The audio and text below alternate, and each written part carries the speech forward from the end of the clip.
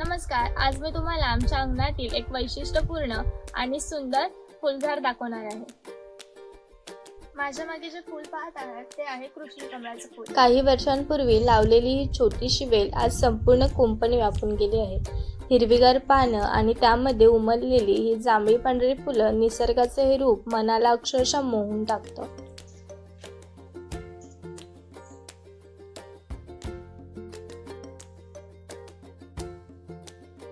कृष्णकमळाला आपल्या संस्कृतीत विशेष स्थान आहे। या फुलाच्या रचनेत अनेकांना भगवान श्रीकृष्णांची संबंधित प्रतीके दिसतात। असं मानलं जातं की या फुलातील विविध भाग सुदर्शन चक्र, कौरव, पांडव आणि श्रीकृष्णाच्या मुकुटातील मोरपीस यांचं प्रतीक दर्शवतात।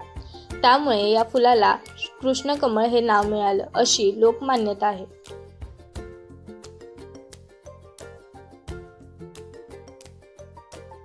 कृष्णकमळाचं फूल जितकं सुंदर दिसतं तितकंच ते वैशिष्ट्यपूर्ण आहे।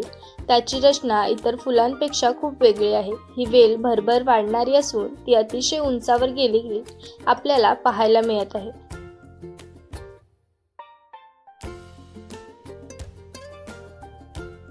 ही वेल फक्त सुंदरच नाही तर पर्यावरणासाठीही उपयुक्त आहे।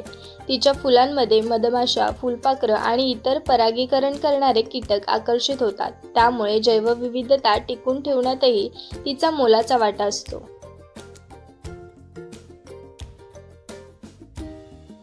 आता पावसाळ्यात कृष्णकमळाला मोठ्या प्रमाणात बहर येतो। दररोज 10 ते 12 फुलं या वेलीला येत असतात आणि ही फुलं आम्ही देवपूजेसाठी वापरतो।